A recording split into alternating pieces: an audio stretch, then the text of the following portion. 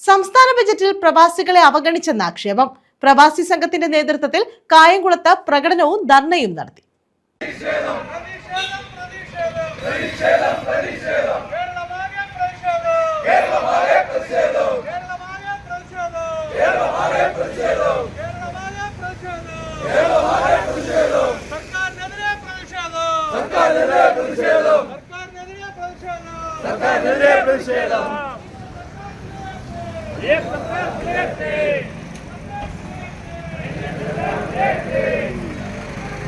സംസ്ഥാന ബജറ്റിൽ പ്രവാസികളെ പൂർണ്ണമായി അവഗണിച്ചെന്നാരോപിച്ചാണ് പ്രവാസി സംഘത്തിന്റെ നേതൃത്വത്തിൽ കായംകുളത്ത് പ്രതിഷേധ പ്രകടനവും ധർണയും നടത്തിയത്.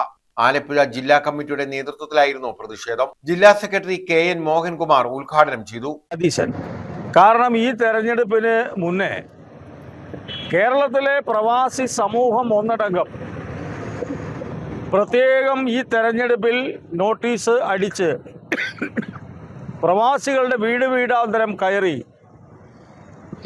LDF ഗവൺമെൻറ്റിനെ വിജയിപ്പിക്കണം എന്ന അഭ്യർത്ഥന നമ്മൾ മുന്നോട്ട് വെച്ചതാണ്.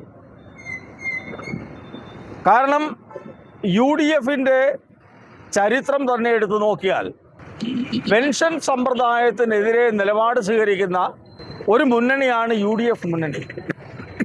കാരണം UDFൻ്റെ ഭാഗത്തു നിന്ന് പ്രവാസികൾക്ക് വേണ്ടി ഒരു നയാ പൈസയുടെ സഹായം പോലും നാളിതുവരെ കേരളത്തിൽ ഉണ്ടായിട്ടില്ല.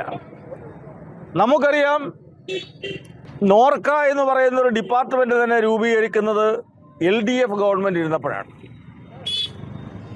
ആ LDF ഗവൺമെൻറ് ഇരുന്നപ്പോഴാണ്